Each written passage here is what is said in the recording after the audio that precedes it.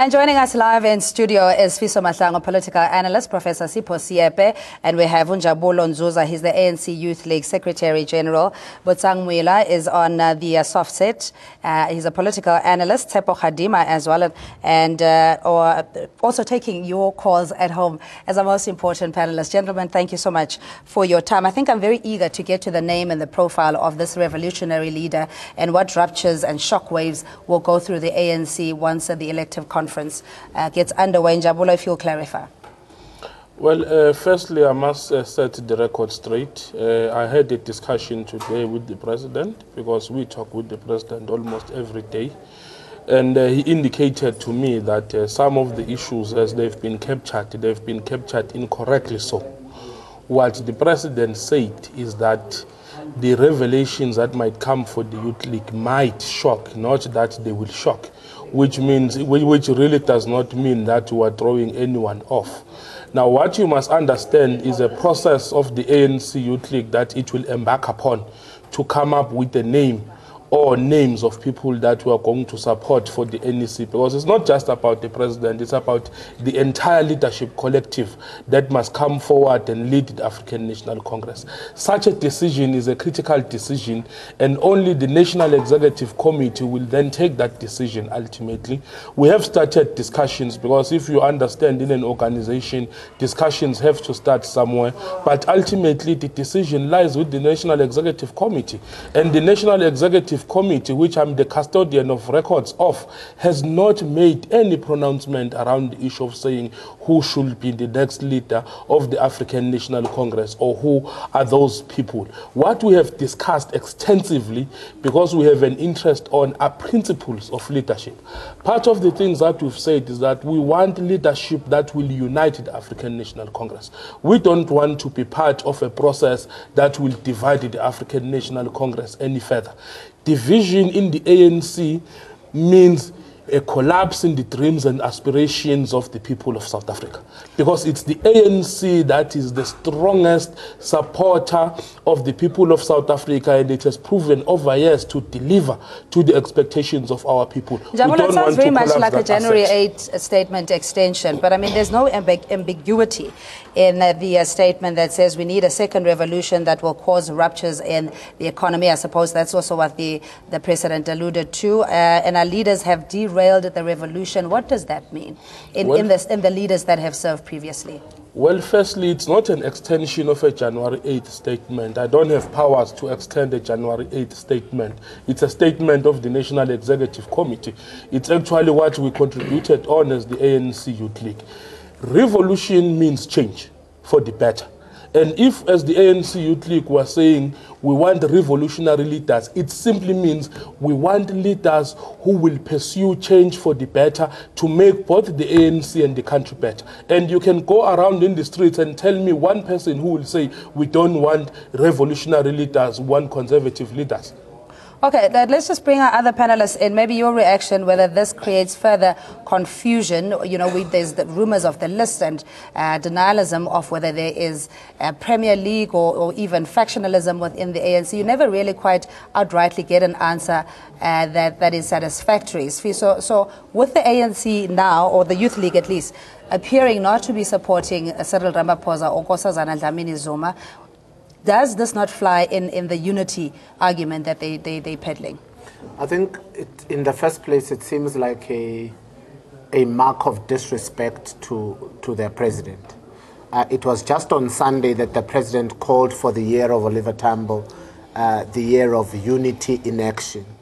It was not to be 2 days later that a list came out, and in this list, some were mentioned and some were, radically omitted.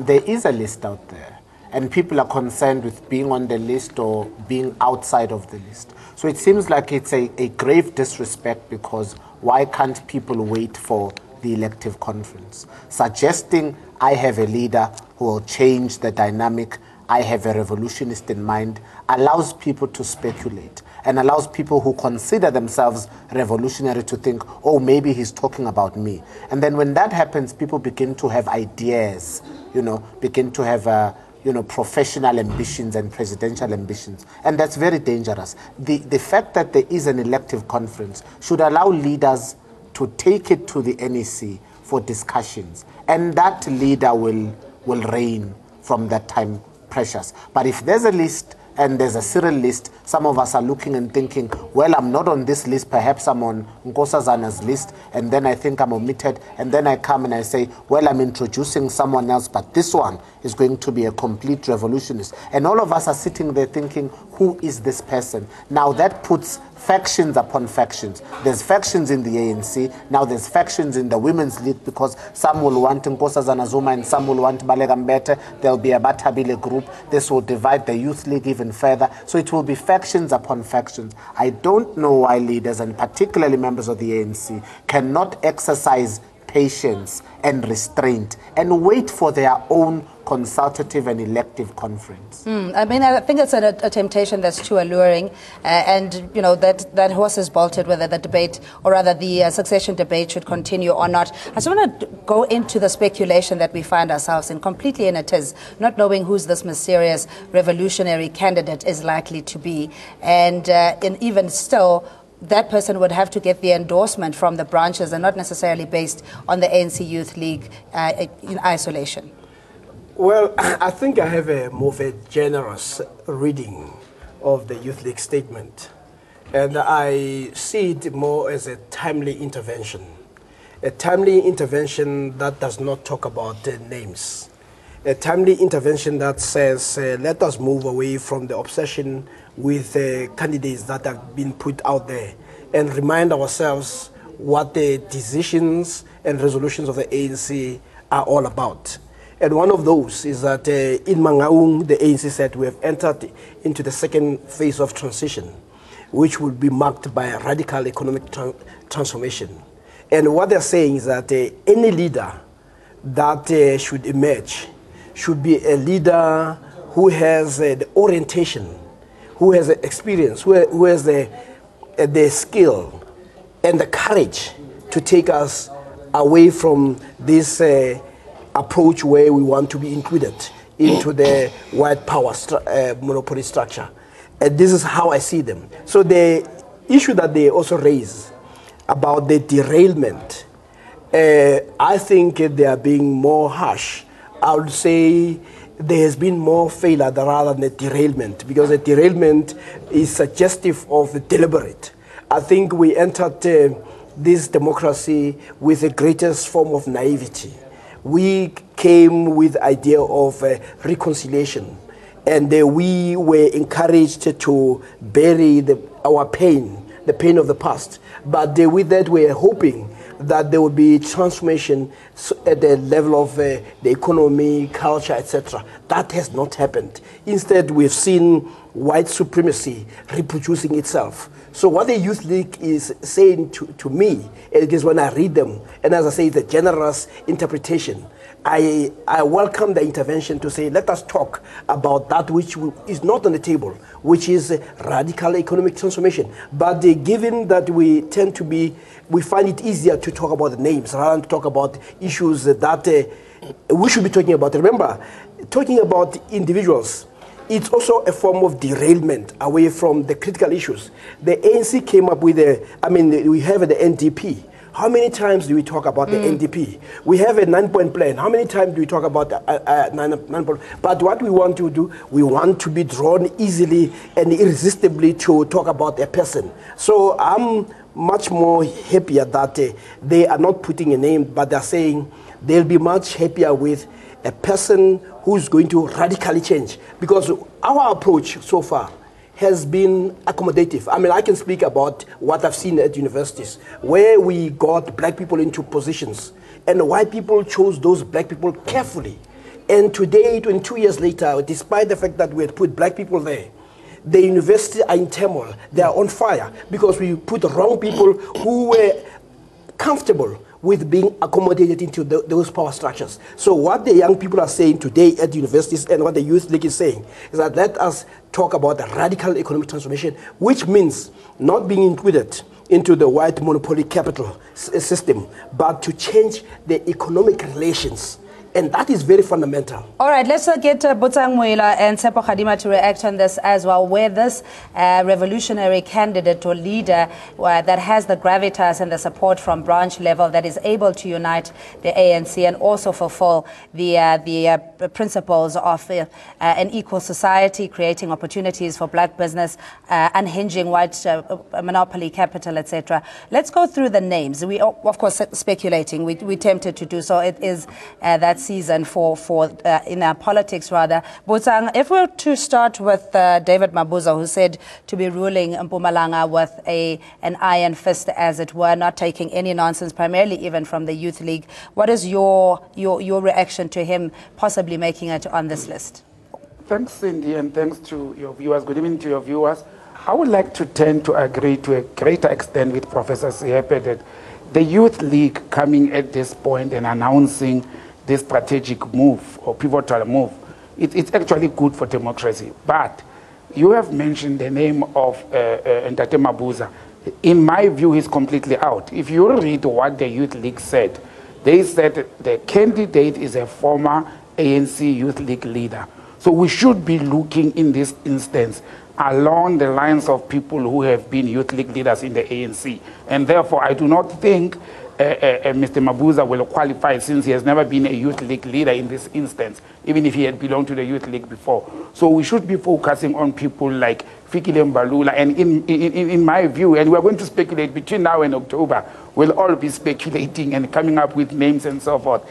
But I'm going to, put my head on the block and risk and say, I think the ANC Youth League is looking at a person like Minister Malusi Kigaba to lead the ANC, to unite the ANC and to take it forward, to be also in a position to can put forward the decision of the January 8, 2017 to implement them. So I do not say he is the so-called radical. Everybody's called radical, everybody's called revolutionary within the ANC, but look at the Youth League leaders, or former Youth League leaders. Okay, Fikile Mbalula, possibly a candidate there. He's known to be a youthful transformation agent with the quotas that he's implemented or enforced in the sporting fraternity. And he's also has mass appeal and is accessible. Tsepo Khadima, is that your view?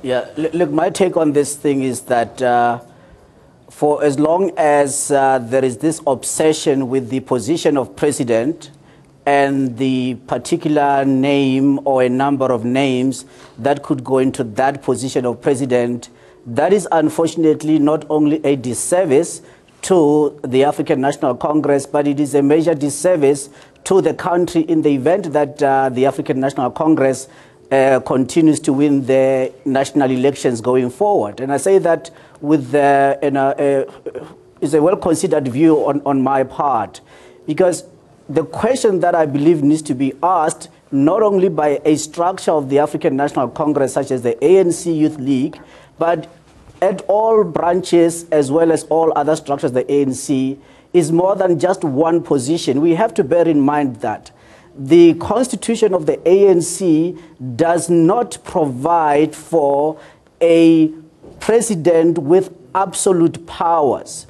So to the extent that the ANC at Polokwane said the party is the center of power, that was not taken further to say, well, the top 6, for example, and all other members of the National Executive Committee, who are 80 in total, plus the 6, what actually is their duties and functions, but more so, what authority and power do they have in that particular position? But more importantly, how do you then ensure that you do not have a situation whereby the so-called democratic centralism and leadership collective effectively has diluted the capacity more so of the position of president to be able to decisively take the ANC in one direction or the next, and more so now the issue that I think we all agree that we need radical economic transformation and a very decisive economic growth. But when you look at it within the African National Congress in terms of how currently it is structured,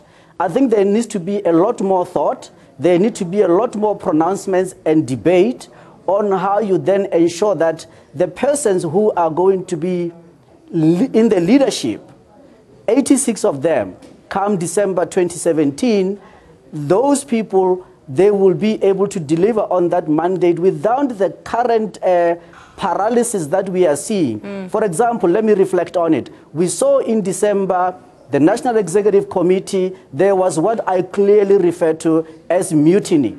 Then a few days or a day after that National Executive Committee meeting closed, the Secretary General of the African National Congress very boldly said that the president cannot recall those dissenting mutineers because he doesn't have the power to do so. I'm going to have to interrupt you there, sorry. That is what is creating paralysis, and that is what, unfortunately, I've got callers waiting very patiently, so I'm going to have to cut you there. Sorry, Basile, you calling us from Joburg, and Neville in Durban, we're coming to you, and Tembi as well. Hello. Banisele, hello. Hello? Yes, can you hear me there? Yes, we can hear you. What's your comment or question? Yes, it's Vamisile from Centurion here. Yes, sir. Mine goes to Comrade Nzuza. We're listening.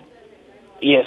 I think the utterances by him, by trying to defend this one of Comrade Maine, by saying that he said that the Youth League might surprise people, it's actually very wrong.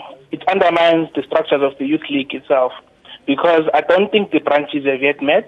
I don't think the other structures of the Youth League has yet met for him to quickly jump into saying that the NEC of the Youth League will sit and decide on who's the favorable candidate or candidates. All right, and also, if you're looking at the twin tasks of the ANC Youth League as a whole, theirs is to assemble the youth to rally behind the African National Congress. And such utterances, they are dividing and they are misleading. All right, but thanks so much. I'm sorry, we're going to have to give other people a chance as well. Thanks for calling. Neville in Durban, good evening to you. And what's your question or comment? Hi, Neville. All right, let's move to Tembi in Joburg. Hello to you, Tembi. Evening, Cindy. Good evening, and thanks for your patience. What's your question? Okay, it's not my question, my opinion. I just want to say to Comrade J and in the studio, my opinion is I don't think the list that was linked to New Aid came from the ANC. Comrade, you must always remember, before January 8, we had a hashtag, Don't Fill Up Orlando Stadium, that came from the opposition party. This list might also come from opposition party.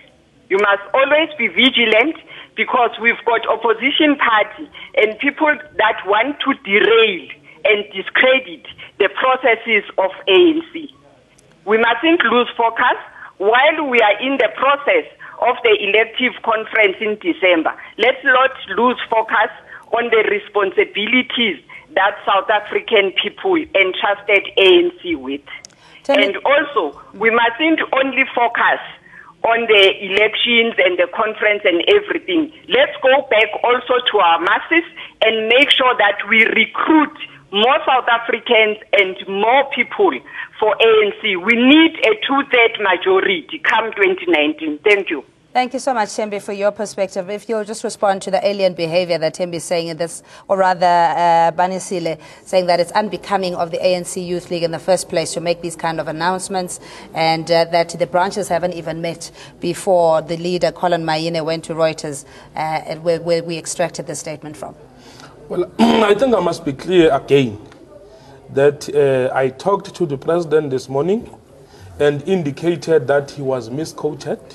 What he said is that might. You must add that word might. When you add it, then it will make a lot of sense. And I've repeatedly said that the National Executive Committee of the ANC Youth League has not met to take a decision on this matter. You cannot run a parallel process to that of the ANC of deciding who becomes leadership of the ANC. The ANC sits branches. Branches of the ANC make nominations. And ultimately, delegates come from branches of the ANC. They do not come from branches of the Youth League. That's one part I must clarify very well. What happens is that ANC Youth League is given a delegation, which then is then sent as a delegation which means it is deployment. You deploy members of the ANC and some members to then go and attend that Congress on behalf of the ANC Youth League.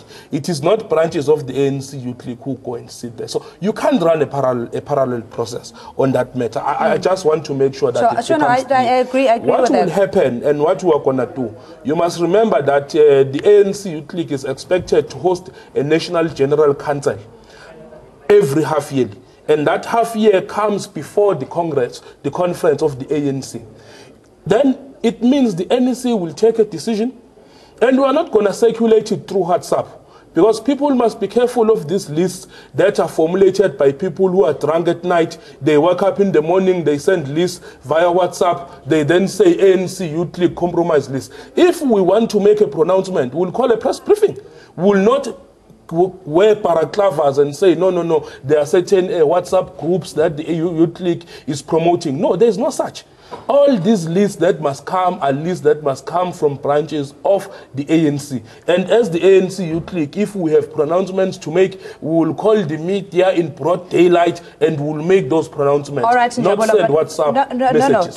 Totally agree with you that the processes need to be observed. But what we saw in the build-up to the local government elections as well, with the parachuting of leaders, and clearly had the branch members and the majority of the supporters of a particular leader, let's say in this case Putla, were granted their wish, the outcome could have been completely different, or Johannesburg for that matter. So in listening to branch or supporters and members, it is also important to appreciate that differences, albeit that they encourage within the organization, they can also be damaging if not managed. So for me, the observation is that many of the ANC members themselves have gone out of the structures and the processes, and that's why we sit with these kind of discussions. I think in the first place, the ANC's failure in Tshwane was introducing Togo Didiza to be the mayoral candidate when the people clearly wanted Sputla. And when the people wanted Comrade Sputla, there was a lot of resilience from the ANC to bring him back. And they couldn't retract their decision because they did not want to seem weak, but the damage had already been done. And because of these coalition governments, they lost Tshwane. But this should have been a lesson that they have learned. Cindy, the president of this country that will come in 2019 will come from the Premier League. And that decision has been made and clear. You have seen the affluent nature to which they are presented. Their choice to win back the votes in this country because of the ANC's declining number. The options were to bring a leader that is strong, that will bring radical transformation without, describing Mr. Julius Malema. We have to scrutinize a list. The only problem is if they attempt to bring Mr. Julius Malema back, where will he fit into the structure? You can't violate the protocol and make him a president. You can't break these ideological patterns because he has gone, in the opposite of the ANC. You could hardly bring them back. Of course, he would look like a traitor to his people. This sort of description, the leader they are talking about, seems to describe someone like that. But it ideally doesn't describe the likes of Balekambete or, Ms. Batabile or Mr. Pravin Gordhan. Mr. President Zuma's speech on Sunday described a South Africa that was looking for transformation. And this transformation had to be economic. There needed to be land issues driven to black people. That was clear. And that transformation needed to be radical. So we're expecting a leader with radical nature. I don't know why the president spoke to Reuters and not to any South African media house so that we can truly question that speech on what he really said. But there's a radical nature. And I don't know, among the people who are even circulated in the list, if they fit the description of a radical someone. The ANC knows that it's not going to pass in 2019 unless it can address the issues of black people, unless it addresses the issues of the indigent, unless it addresses the issues of land, until transformation is made. And they are not going to vote until we see a loose hand of white monopoly capital. If things continue to go and we continue to walk on eggshells and we have a hush puppy state and we continue to believe that everything is right and the penny sparrows go to Twitter and Facebook and call black people monkeys and we all give air hugs and we pretend there's no problem in this country, the leader that is coming has got to address racism with the strongest hand. And if we can spot anyone that can do that, they are on that list. All right, let's quickly take callers before we go to Tsepo Khadima. Ncedo is in Groot Bay and Mtogo in Harrismith. Hello, Ncedo. Good evening to you, and what's your comment or question? In Hout Bay. Hi, in Hout Bay, I beg your pardon. Yes, thank you so much, Cindy. Just a question to this guy, Njabulo Nzuza. I don't know, maybe you were still young when President Jacob Zuma was fired. And everyone wanted him to be the president. It was not a secret. Why now is it difficult for people to just pronounce who they want, whom they want the person to be their leader? Is it a problem now? Why is it a problem? If it's a problem. Are you saying, when President Thabo Mbeki was recalled, everybody wanted Jacob Zuma to be president? When President Jacob Zuma recalled President when President Thabo Mbeki recalled President Zuma, everyone wanted Jacob Zuma to be the president. It was not a problem going to Pulugwan. What is the problem now? All right, thanks so much, Ncedo. Got you. I'm Togo. Hello, in Harrismith. Hi, I'm Togo. Hello, how are you? Good, thank you. What's your question or comment? My comment is very simple, Cindy. We're missing the real point, the real crunch. The ANC must stop this thing of leaders and everything. The real thing is the economy of this country. The ANC must stop all this slave, everything. Somebody is behind this. They must stop to become a childish. They are a real organization. If they don't want to address this thing, I'm telling you, this country is not going nowhere. We are looking for 20 cents instead of 1 rand. Please, ANC, open your eyes. Stop sitting on television and telling us what's happening in South, what's happening in North. It pulls up, down. The one thing that we want in this country, white people, they must know we are the men because they don't respect us. Mandela gave them the hand. They refused. They should have been giving us the leg before we start. Now it's come to the time where we're going to force the white people, if we are the monkeys, we're going to do the dirty monkey. All right, and Togo, thanks so much for your perspective. Tsepo, just your reaction on that, that the leader, of course, the incumbent ANC president needs to be one who is radical. We've mentioned that his characteristics needs to be that are prescribed in the eye of the needle, and he must have the gravitas of the branches as well. But the last caller making a very pertinent point that it is time now for the ANC to be seen to be doing something about the radical economic transformation, as opposed to it just being another wonderful January 8th speech. Yeah. Look, the question is that, is the ANC capable of doing that right now? We have to bear in mind that ANC is a governing party today, so they do not have to wait until the elective conference in December in order to introduce the radical economic transformation agenda that they have been speaking about since 2012 elective conference. However, does the current NEC have the maturity to allow the leader of that NEC, being the president, to be able to then carry out his constitutional mandate in terms of the Constitution of the Republic to implement that radical economic transformation? And right now, I have not seen anything that says that the current National Executive Committee is ready for that. So even if you wait until December and you elect new leadership, unless you go and drastically amend the constitution of the ANC, whereby can be somebody in charge. Right now, that collective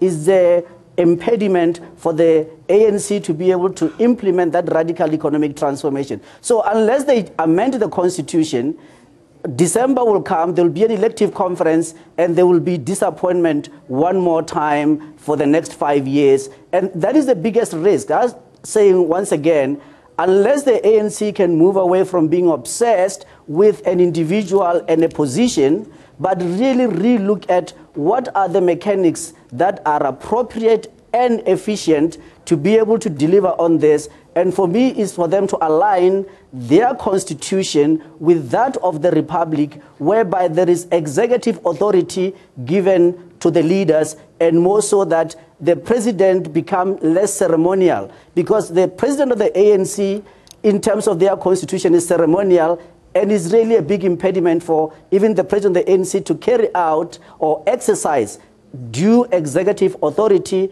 as given in terms of the constitution of the republic. So this is going to be a very difficult year. Can we see the ANC being able to really work itself out? The current noise that we are seeing and the lack of a decisive leader really to move forward and to take charge is unfortunately going to cost the ANC a great deal. Botang, do you think that there is a political will within the ANC, as at least members of parliament and cabinet, to reform certain aspects of the constitution that does not serve the black agenda of equality and land expropriation and retribution? Do you think there's political will, and are we likely to see any meaningful changes before December 2017? Indeed, thanks. Clearly, there has not been a political will from the current members of parliament within the African National Congress. They have had an opportunity in the last 20 years of them being in power. They had two-thirds majority at some stage. Clearly, they need a kind of leader who will steer them in a direction that they will implement policies that they are talking about, like the January 8th statement, the NDP, and all other policies. We are now focusing as a country on the expropriation of land bill or the act that's coming up. You will need leadership. And when I talk about leadership, I'm not talking about the president of the ANC only or the president of the country. You will need MPs who will be brave enough to sit in parliament, support the move to expropriate land and give it to the poor black majority. You will need leaders who will not hesitate to tell the treasury from parliament perspective to say, find money to fund free education. But having said that, Cindy, going back to what we are discussing, we are trying to unmask this mysterious person that the Youth League has thrown the spanner in the webs. We shouldn't shy from actually taking up the list you started talking about and eliminating people from that list that we think and we are assuming where we are sitting are not qualifying or are not radical. Let me take you a little bit back historically. When President Mbeki was the leader of this country, there were talks in the country that the ANC is grooming Malusi Gigaba to be the future president of the ANC. And if people can go and think where Malusi Gigaba comes from as the leader of the Youth League, who is actually respected within the ANC, who is actually has done well as a deputy minister and a minister, and you don't go and just elect or choose a president because he's radical. You look at a statesmanship, somebody who can represent the country both domestically and foreign, including foreign radical policies, being members of BRICS, moving away from the west to the east. That's radical as well. So we are looking at an overall leader of the state, and we shouldn't shy from saying what the Youth League has done is saying, are we going to continue to focus on the common names? Why are we afraid to talk now? Also, in conclusion from my side, the ANC should do itself a favor. If they're going to waste time and wait for December, they'll be left with 1 year from December 2017 until 2019 to go to national elections. That will not give them time to elect or choose a person that will convince South Africans, not ANC member, to can lead the country. They must think, if they start talking about names now, eliminating, they can test the country, they can test the electorate to say, what do the citizens of this country feel about this purported leader? So this slate, these names that are popping in and out, they may be against the processes and the constitution of the ANC, but they may be helping the ANC to try and test what the electorate is saying about the organization. Totally a different perspective there, that it could be used to the ANC's advantage. But Prof, before you respond, let's take callers Mabizela in Soweto and Serame in the Northwest. We see you. Hi, Mabizela. Hi, how are you? I'm very well, thanks. What's your comment or question? My comment is it's all about, we fill up Orlando Stadium. The ANC members fill up Orlando Stadium.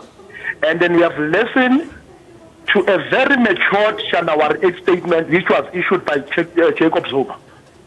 That statement united the ANC. The chairpersons of provinces have said that let us go to the branches, let us unite our members. Then we are waiting for the conference. Only the branches will decide.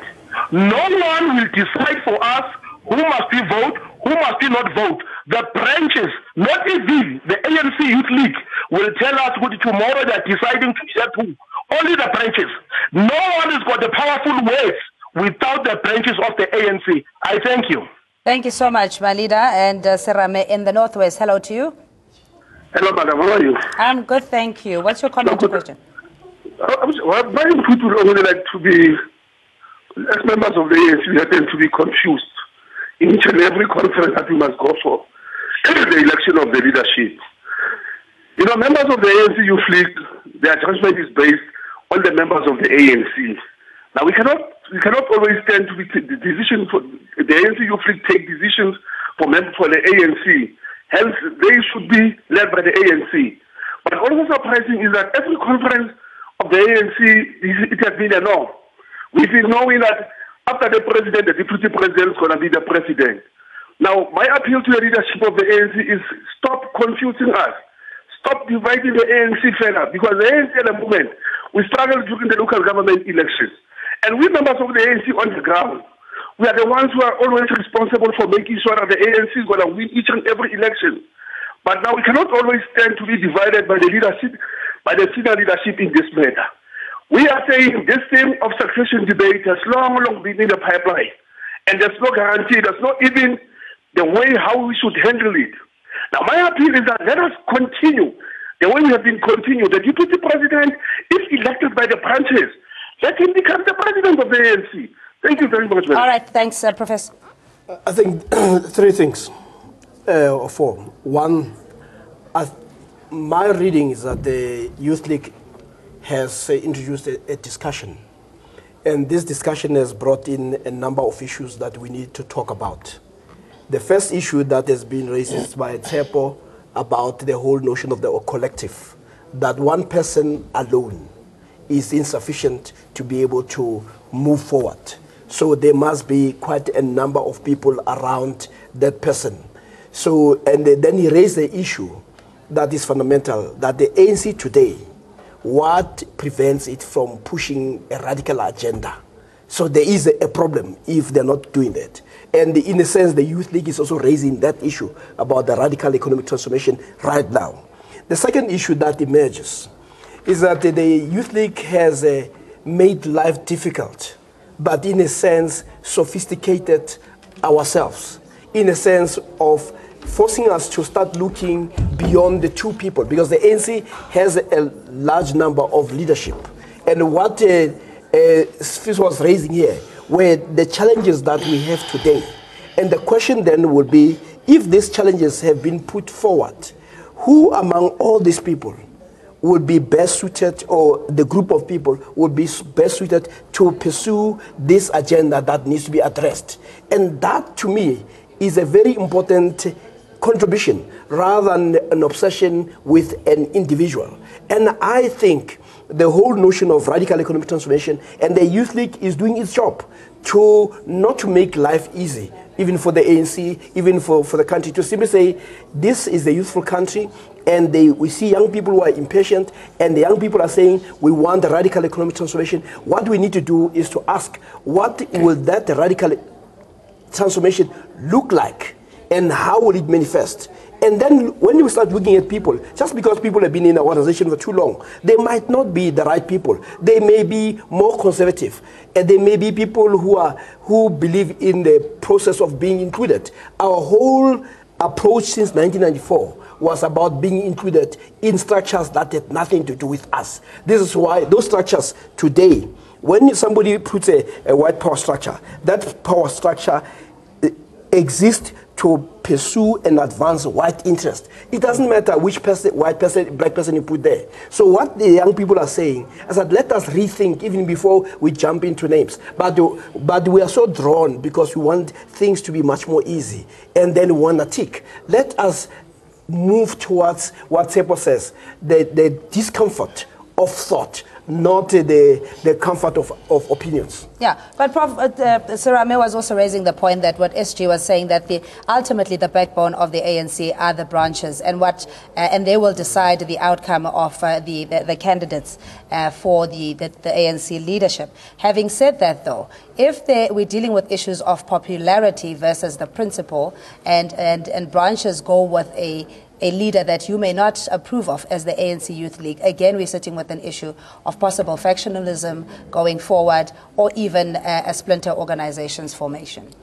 One thing I must be clear first off is that as the ANC Youth League, we are not going to compromise on raising the character of leadership that is required and raise less about names. We're not going to be ashamed of that. If we are saying we need radical leadership, we need revolutionary leadership, we need a leader that is going to be committed to the agenda of economic transformation, we need a leader that is going to be committed to the principles of free education and delivering it, we need a leader that is going to make sure that we dispossess what was we claim back what was taken away from us in the form of land, and then you want us to just discuss a name. Then we will surely disagree with you and we'll be upfront and tell you that you are wrong. What you are feeding us is wrong. You shouldn't be feeding us that. What you should be feeding us is what principles should be encapsulated by a leader. What goes into being a leader. That's what we are mostly interested on. Two, we are not going to be scared by the old guard when they say that, no, because they think that they control the organization, therefore the views of the Youth League are not going to find resonance. The views of the Youth League have over time found resonance. The Youth League has always been a body of opinion in the African National Congress. Part of the strategic decisions that was taken by the ANC Youth League in this last Congress is that every member of the ANC Youth League who's above the age of 18 must be a member of the ANC. Otherwise, you don't become a member of the ANC Youth League. You must translate that it means the branches of the ANC Youth League from now on will become even more younger. And as a result, the ANC Youth League will have more influences on processes. We can't be wrong as the ANC Youth League when we are saying, let us look for people who are going to unify the organization. When do you start being right? You want us to quickly jump into names. And I will appeal also through media houses that when they discuss the ANC, they must call people of the ANC to be there. Otherwise, reckless statements end up flying and those statements become the truth. And they are nowhere close to be statements or to be procedures or to be culture of the organization. All right, Njabula, let's include views from our callers. Siyabonga, thanks for your patience. And Patrick in Middleburg, we see you as well. Hello, Siyabonga. Good evening. How are you? Good evening. Good, thank you. Speaking to Siyabonga in KZN, Siyabonga Mzenda. In fact, I just want to say something. Let us not allow the Youth League to be the one that is controlled by the old. And another thing, I read a statement today that was written by one of the NEC of the youth leaders of the Youth League. It seems like there's something is wrong within the Youth League. It seems like they are not united because the president is saying something else and the NEC members are saying something else.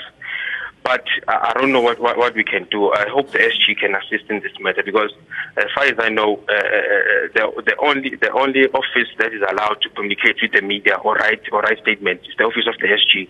So perhaps maybe the SG can tell us what is really happening there at the Tuli House. All right, thanks so much, Patrick. Good evening to you. Good evening. How are you? Good, thank you. Yes, we're speaking to Patrick Motav from Middleburg. Yes, sir. In Mpumalanga. We're listening, sir.